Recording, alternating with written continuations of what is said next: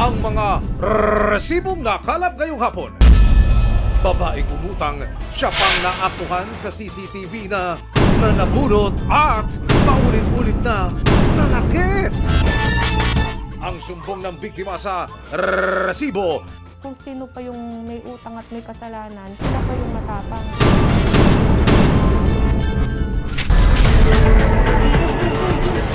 Ang best friend na menor de edad sa Caloocan City, business-minded, pero ang pinasok nilang negosyo, kakaiba at nakakaalarma. Ang kanilang ibinebenta raw kasi mismong mga kaibigan nila. Ang modus, yayayain kumain sa labas pero ang mga bata, pinupugaw na pala.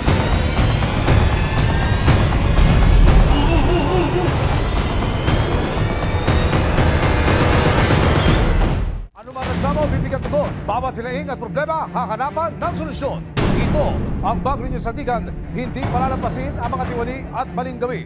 Dito, walang ligtas sa kabusado at lalong walang lusok ang may atraso. Dahil ang lahat, hahanapan natin ng resibo. Magandang hapon, ako po si Emil Subang. Sanggang dikit ang mag-BFF na sina Aina at alias Jenny. Pero nang magpatong-patong na ang utang ni Jenny sa kaibigan at nang singilan time na, aba, si Mars na empleyado raw ng City Hall, naging mapanakit na nga.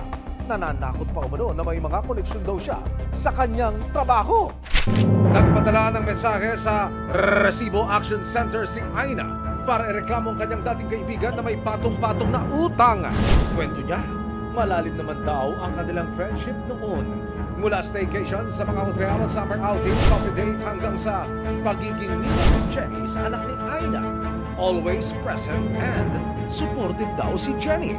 Pero dahil sa utang, nagsimula ng magkalamat ang kanilang pagkakaibigan. Parang kapatid na nga po turing ko sa kanya. Araw-araw po kaming magkasama, kahit saan po siya pumunta, lagi nga akong sinasama. Araw-araw din po siya nagpupunta sa amin. Gabi na October 4, makikita sa CCTV na nag-uusap ang may-ari ng bahay na si Aina, ang kanyang kumari na si Jenny, nakasama ang kanyang ina.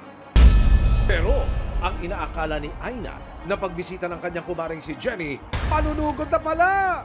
Yung pong araw na yon, nag-post po ako sa social media, sabi ko, bayaran niyo yung mga utang niyo, hindi yung puro na lang kayo yabang, at puro na lang pangako. Yun po yung minayday ko. Kahit basahin naman po ng ibang tao, wala naman po talagang direktang pangalan.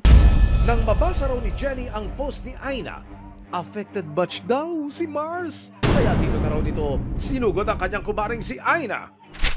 Ito po yung aktual na video ng pananakit ni alias Jenny sa biktimang si Aina. Sa unang tingin, mukhang isang simpleng usapan lamang pero matapos pong magtatalak ni Jenny, dito na niya sinugod ang kanyang kumaring si Aina. Ayan po, makikita ninyo, pinagsasapak at pinagsasabunutan.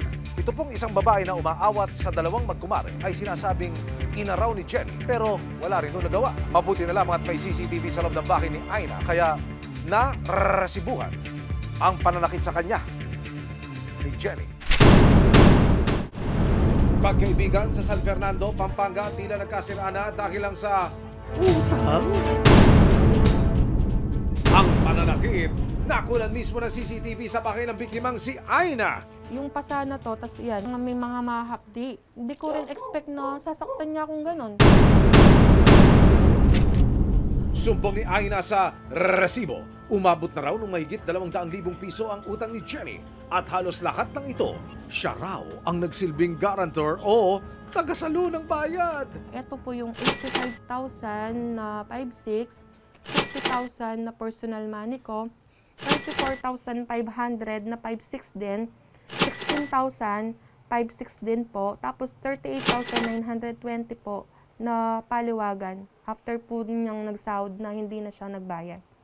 Nasa total po nito is 224,000. Lahat-lahat na po ng nakabanggit na nakagarantor po ako, pati na po yung personal pera ko po na napahiram sa kanya.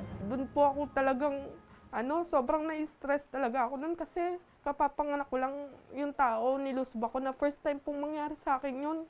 Nandahil lang po sa ibang tao.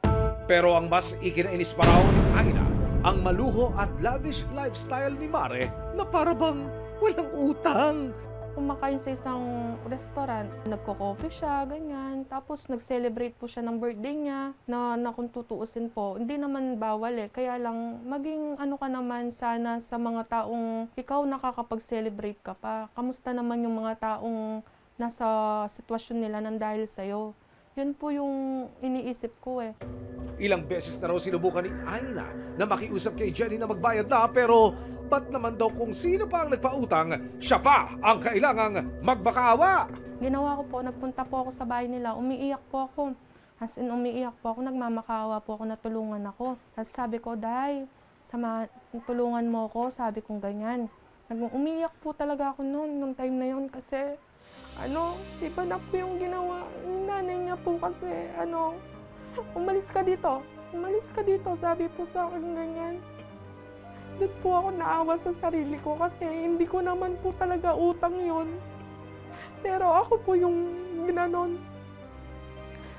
Dito na nalaman ng resibo na ang paniningil ni Aina may mas agaran at malalim pa palang dahilan. May sakit po ako, tapos ito nga po, yung diagnosis po sa akin na may 7 kidney stone po ako, tapos may 2 cyst na kailangan ko po talaga ng gamutan dito.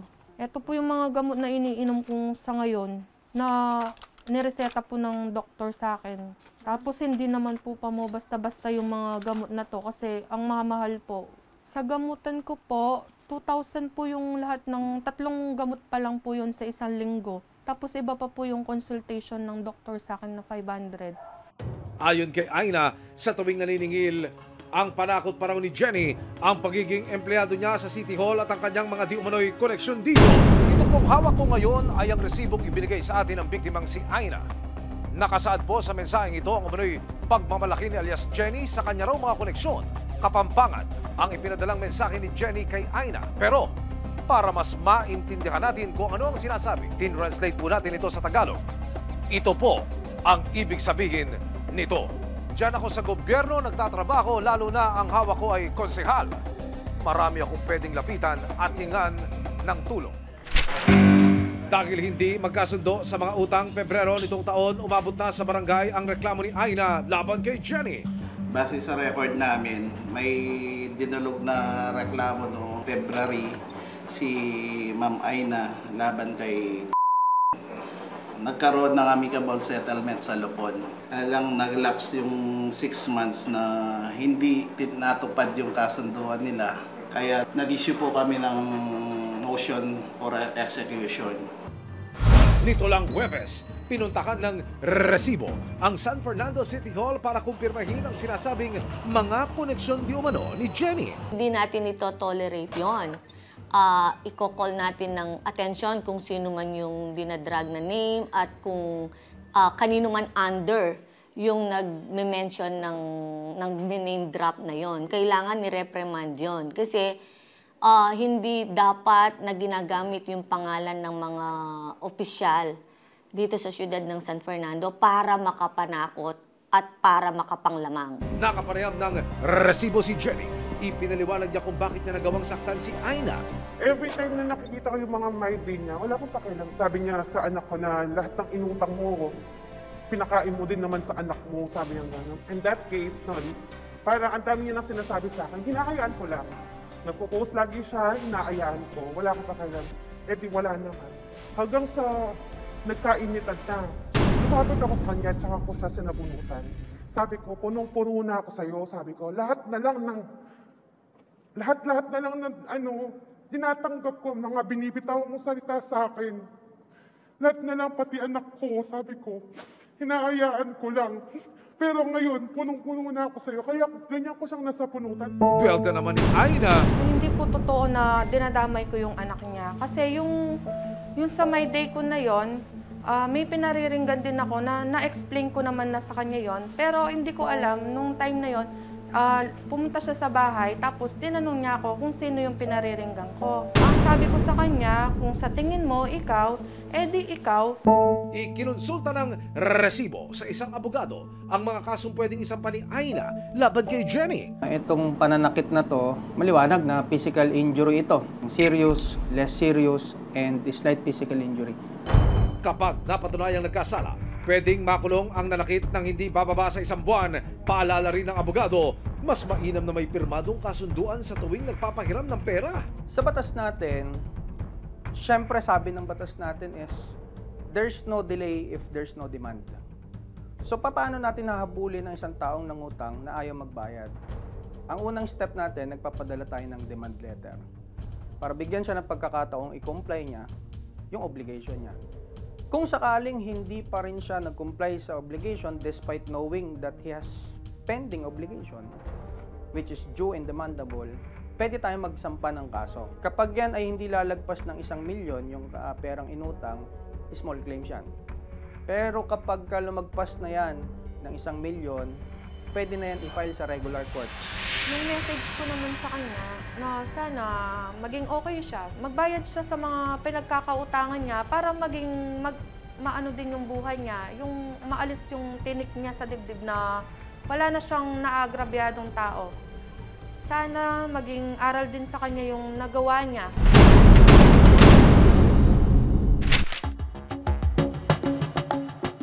Dalawang mag-BFF na teenager magkasosyo sa negosyo pero hindi mga abubot at anik-anik ang ibinebenta nila kundi mga kapwa bata pala. Ang siste, magyayayang magmeryenda ang dalawa. Ang hindi alam ng mga biktima, ang nanlilibre pala ay customer na umorder sa kanila. Nakatanggap ng isang nakababakalang impormasyon ang Destiny Rescue Philippines, isang international organization na nagre-rescue ng mga kabataang biktima ng online sexual abuse and exploitation at human trafficking. Naka-receive kami ng tip na merong mga binubugaw na minors. So, hybrid na siya ng online at saka face-to-face na klase ng yung usual trafficking or pambubugaw. Ang mga kabataan ngayon nasa internet na raw lahat ng transaksyon. Pero, bantayan nating mabuti baka hindi lang sila nahihilig sa games o nag-a-add to cart. Dahil ang mga kabataan na raw mismo ang inilalako online. Tulad na lang ng pinasok na magkaibigan na minor na negosyo. Ang mga transaksyon nagsisimula raw sa isang group online at ang admin ng nasabing business galit na magkaibigan na sina Rufa at Yana. Hindi nila mga tunay na pangalan. Si alias Rufa, 16 years old at si Yana, 15 years old lang. Andun sila sa social media app. So, alam nila kung saan sila pupuntang mga group. Meron na silang mga parang collection ng mga friends o mga iba't ibang babae na ino-offer nila. Kapag may nagustuhan na raw ang customer sa mga babaeng ino-offer nila online, dito na raw magsisimula ang pagbubuking sa mga biktima na karamihan, mga bata rin. May mag-o-offer, tapos may magtatanong, tapos doon na sila magkukunik. Kapag nag-agreehan sila sa presyo, magmi-meet up sila. Usually, ang meet up either sa restaurant, pwede sa resort, pwede sa diretso na sa hotel. Ang siste, niyayaya nilang magmerienda ang mga kaibigan, yung pala, pang-akit lang ito na sumama ang mga kapwa bata.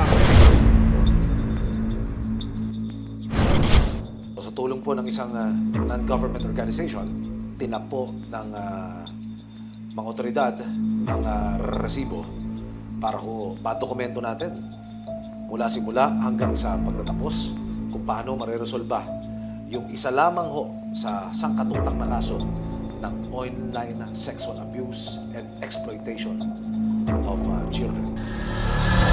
September 16, 2025, nagkasana ng Joint Rescue Operation ng Northern Police District kasama ang Destiny Rescue Philippines, Caloocan City Social Welfare Development Office at Resibo.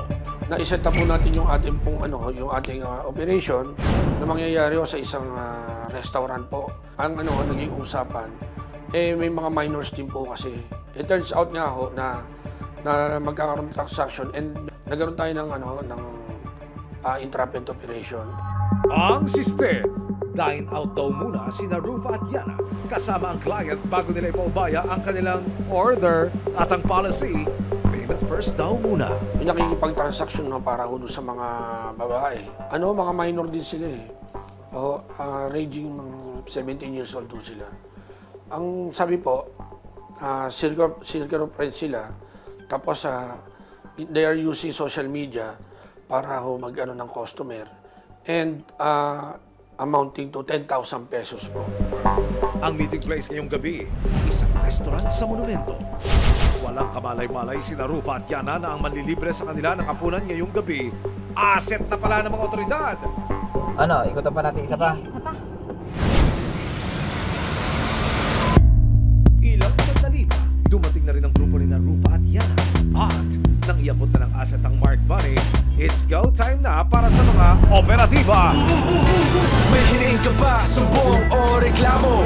Inaapi o inaagrabyado? May kakanta o ibibisto?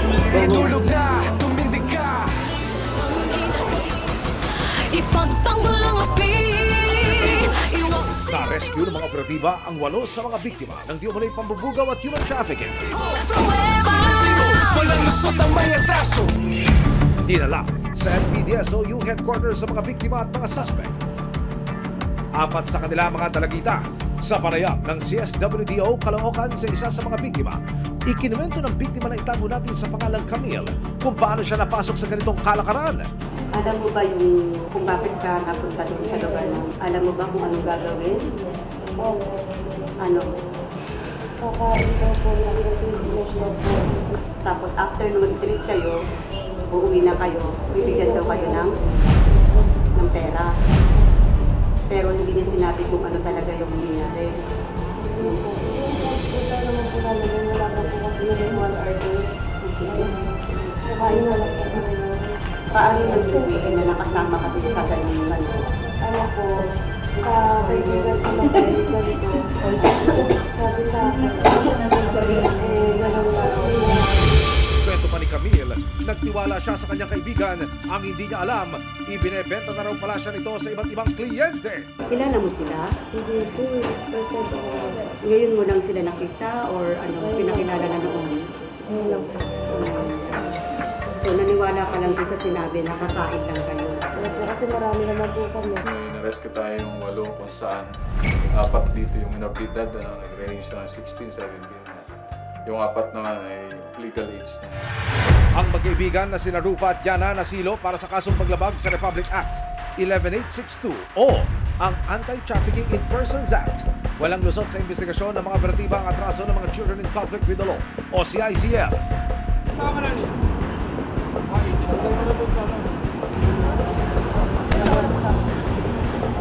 Base sa kwento ng mga CICL sa mga otoridad, hindi na raw sila bago sa ganitong kalakaran. They're friends. Magkaibigan po sila. Itong dalawang suspect natin, sila yung medyo knowledgeable pertaining mo doon sa scheme na ginagawa nila. September 17, 2025, na i-turn over na sa kustodiya ng CSWDO Caloocan City ang 2 Children in Conflict with the Law o CICLs.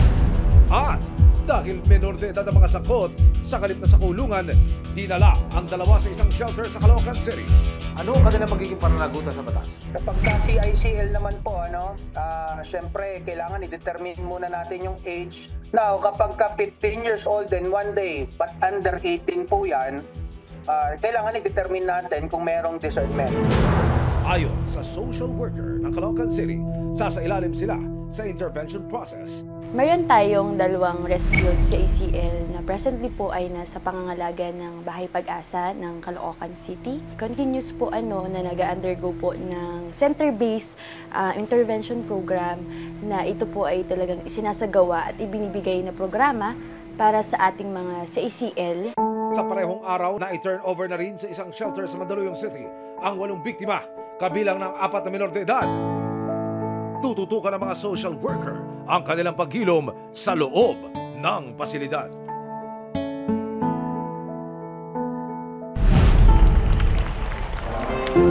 Ang resibo, patuloy na lumalaban kontra online sexual abuse and exploitation of children o OSAEC.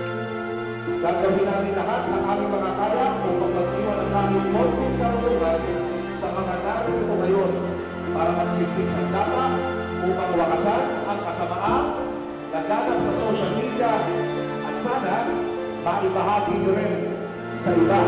Katulong ang mga alagad ng batas, kailangang mas maging mulat na ang kabataan tungkol sa peligrong ito at maprotektahan ang kanilang kapakanan.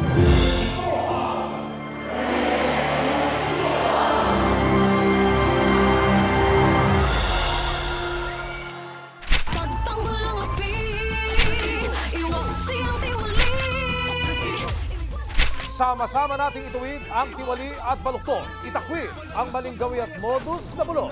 Walang ligtas ang kabasado at lalong walang lusot ang may atraso. Dahil ang lahat, hahanapan natin ang resibo. Hanggang sa muli, ako po si Emil Sumang. May ebidensya, resibo, walang lusot ang may atraso.